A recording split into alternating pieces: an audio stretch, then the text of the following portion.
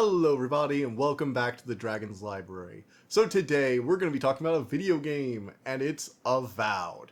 The game that Obsidian made that was kinda good but also kinda not. Oh, how I wanted this to be better than it was.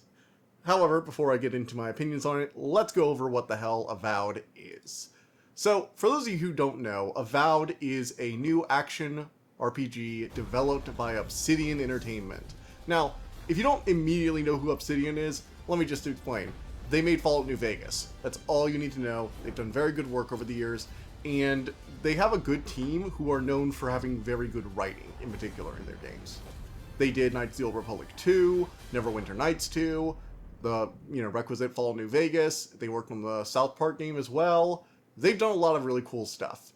And Avowed is actually a continuation of one of their projects from years back called Pillars of Eternity. I didn't go into this knowing it, but the game is still set in the same world as Pillars of Eternity and apparently references stuff from that plot. So, if you played Pillars of Eternity, know that I have not, and I apologize if I get anything mistaken about the lore because of that. So, heads up in advance. Now, Avowed immediately struck me as interesting, partially due to its trailer and its presentation. The poster has this, knight being decayed away into a skeleton as mycelium roots tear through it and mushroom fungus burst from its chest. And it really does show what the game does best, and that's presentation. The world and the overarching continent we're on, along with all the creature designs and the very mushroom-inspired feel to the whole place, is really cool and very unique. I don't think I've seen a lot of these designs before. A lot of them come off across as actually interesting. It does ring a bit similar to sort of, fungus zombies in a sense in later parts, but generally speaking, it does enough things differently, including having a very vibrant color palette. You see lots of bright yellows and blues and purples and pinks and greens everywhere. When you look out in the world, it's not this desaturated world. It's not a very realistic fantasy world. It goes to the more vibrant colors, and it's really striking as a result. I actually really enjoyed that. A lot of games tend to go for more realistic settings, which is fine, but when you see a game that really embraces that color palette, it can look really nice. The overall plot of Avowed is pretty simple. There's this continent called the Living Lands. Think of it like Fantasy Australia, but with even more mushrooms. And this is a place where the Adirian Empire, who are a major player in the wider world, are trying to establish a presence and conquer it and add it to the empire. However, their efforts begin to be impeded when something called the Dream Scourge begins afflicting people in the outer parts of their colonies, and eventually even closer to home. The rumors are that it drives men mad and literally eats away at your soul. So, the Emperor sends you a godlike, which basically a demigod. You're not actually the child of a god and a human, but you were born to human parents, and in the womb, the gods from the soul realm touched your soul with their magic, and so a piece of them is in you. So you're essentially just a demigod. You have a mushroom on your face. No one knows who your god is, because they've never seen a god like you, but it becomes very obvious you probably have a relation to the Living Lands, because you have a mushroom growing out of your face. And all in all, you have basically just been tasked with going here, discovering the source of the Dream Scourge, dealing with it, and making sure that the acquisition of the Living Lands for the Empire goes according to plan. Of course, when you arrive, you're immediately struck with different factions like rebels and other groups who have settled here. Many of the people who came here were either convicts or people fleeing their lives or other powers, and they just want to kind of be left alone. They have a very anti-authoritarian bent to them, and even the other factions outside of the rebels tend to not be on board with the Adirian Empire, because most of the people who live here came here to get away from them. In addition, after an initial contact with the Dream Scourge, you are slowly contacted by what is clearly your god, or the god of the Living Lands, which is actually different than the other gods, and there's some tension going on there, and it's all really interesting. You've got a murderous inquisitor who's an undead revenant of fire for the god that the Adirian Empire is, essentially founded for. And it's a lot of cool stuff, a lot of cool background lore things. If you're really into weird fantasy settings and weird fantasy lore, this is kind of a cool game for that. The background details on the cycle of rebirth and the different crystalline magic system and the weird ways that the god of the Living Lands is different than the other gods, it's all very interesting and very engaging. A lot of the dialogue is also good, if a bit repetitive. It seems like at times that they probably could have trimmed the dialogue down to half its usual length and just not added in the extra line. They'll say, you need to go here and retrieve this thing so that we may be safe. So you have to go there and get that thing. It's like just a repetitiveness to it. Like they'll say it really, really nicely, and then they'll say it again like they're afraid you're not paying attention. It's like, come on, give us a little credit. Or not, I guess, the average gamer. Of course, that brings us to the gameplay. Now, look, I'm trying to be nice here, and I will say this. We get to use a wand as a wizard, which is kind of cool. However, I think the gameplay is unfortunately one of the weakest mechanics in Avowed.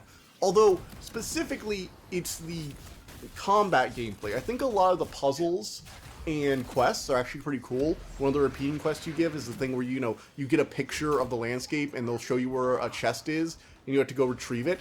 They were actually harder to decipher on average than the others, but not in an annoying way, in a, oh, I see the picture now way.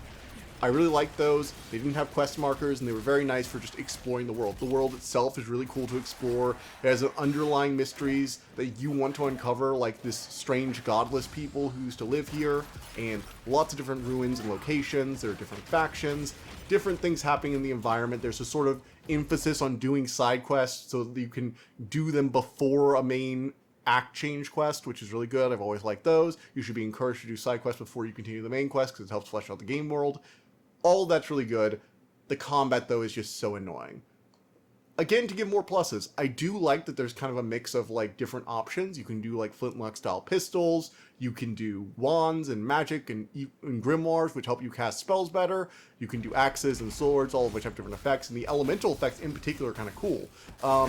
You basically, each element reacts to the environment in different ways. Ice can literally create ice platforms for you to literally do platforming on. So when you see a patch of water and a ledge you can't get to, you can actually freeze the water to get to that ledge. It's very nice. In addition to that, the mantling ability is weirdly one of the best I've ever seen in the game. It's a very small thing, but the reason I'm focusing on it is because it didn't interrupt the gameplay in a way that it does in a lot of other games. And so I was jumping around, grabbing onto ledges like crazy, even in combat, which is not something I'd usually risk in combat in most other games unless I absolutely had to. So it made my movement feel a lot better. You have a lot of freedom of movement in the game in general, and there's a lot of things you can do. And now we come to the bad thing. Look, I'm not a fan of cooldown-based combat systems. Just gonna say it. It's very MMO-y, and while I did play WoW for an unfortunate summer, I am not what you would call a cooldown-based kind of guy. I think that it led to very repetitive combat where you're essentially spamming your spells as soon as the cooldown comes down. In addition, while the combat could be fun at times, especially on 1v1 enemies with powerful enemies, a lot of the combat led to horde battles where you just have these endless fights. I mean, like, literally fights that could last 10 to 15 minutes of just non-stop combat with wave after wave after wave of minions. And look, I get that some people can enjoy that. It's fine, whatever you want, but it got really boring really quickly. I was more of just kind of going through the combat to get more world building and lore, and it just didn't work for me at all. In addition, I think the spell list is very restrictive for a magic user, and the weirdest thing, there's just not a stealth build, which is a weird thing to see about a game that's basically like a Skyrim-esque kind of game. But there isn't. In fact, it's so glaring because you get an instant kill sneak move with a sneak attack that can basically kill anything unless it's massively higher level than you. I'm talking, not like Assassin's Creed, it's one level ahead of you so you can't instant kill it thing. I'm talking, if it's like way more powerful than you should level up like 2 or 3 more times or 5 more times to get to that level, then it can't insta-kill. And even then, it'll do a huge chunk of damage. And you essentially get an insta-kill stealth assassin blade. The problem is, the moment you get into combat, the moment anything sees you, you're stuck in combat and there's no way to lose them unless you go really far away. And there's no, like, invisibility spell. Plus, whenever you do the move, you immediately stand up and get out of your sneaking mode. Which means the moment you use the attack, every enemy around you is immediately going to see you kill that thing, unless they're really far away. There are a handful of segments that encourage stealth early on, but you get caught out the moment you killed, like, at most the second target. There's no way to do it stealthily. But they keep trying to encourage you with, like, stealth grass and other stuff, and I'm like, but there's no way to get back into sneak mode. There's no way to stay in sneak mode after you kill somebody.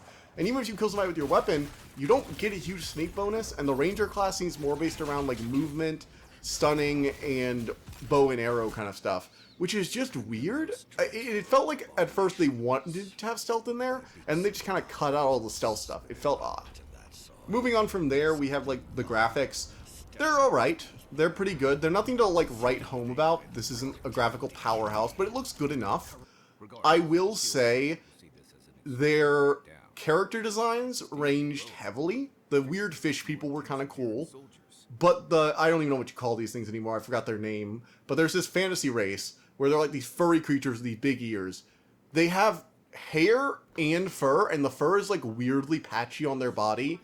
And it looks terrible. It's one of the worst design races I've ever seen. Just hands down. I like basically every other design in the game, but these things are terrible. They're abominations. They have this weird like hair that's different from their fur, and their fur is like super thin on their arms, where it's like, it just looks really weird and really off-putting, and I couldn't help making a comment out on it every time I saw one, which was unfortunate because you get one as a companion later on in the game, so that was a whole thing.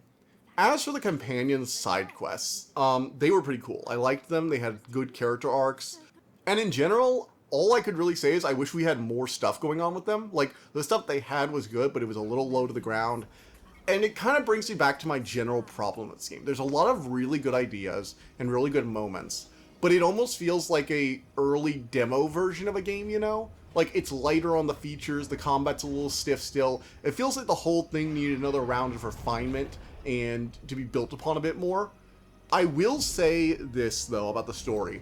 You have moments where you get to make these big choices, like in a lot of action RPGs, and this was probably some of the most interesting dilemmas I've seen in at least big-budget, open-world action RPGs, because Avowed has moments where siding with the current area's faction, like the main faction who's lived in this area, is not the objectively good move. There's a moment where siding against your god and against the Living Lands specifically is better for the faction that does call this part of the Living Lands home, and siding with the Empire is better for them, even though they hate the Empire. But their option really results in less overall death and damage, and the people there are actually annoyed because you chose your god over their safety. 36 dead, of no apparent causes. They just fell over, like their hearts were stopped in their chest. What did you do, Envoy? I know you're involved somehow. Bullshit. There was always another option. Something better than this massacre. Dozens are dead, Envoy. Their loved ones scream for them. What was all this for? And it gets them in trouble, and a lot of people die for it. Which was a really interesting twist, because usually the good guy and bad guy options are very clear-cut. I'm not going to say this is like a superly morally gray game. There's some of that, but the Empire is very domineering, so it's pretty obvious that you're supposed to side against them for the most part. Though they do bring up some good points over law and order versus chaos and freedom.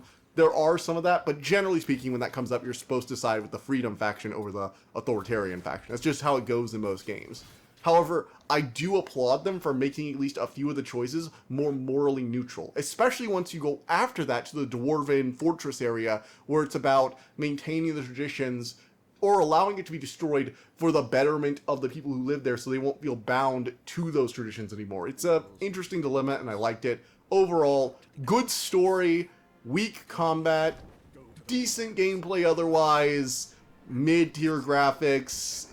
Look, it has some good moments, but overall, this is a pretty average game. I'm not going to say you need to play it or it's the best thing in the world.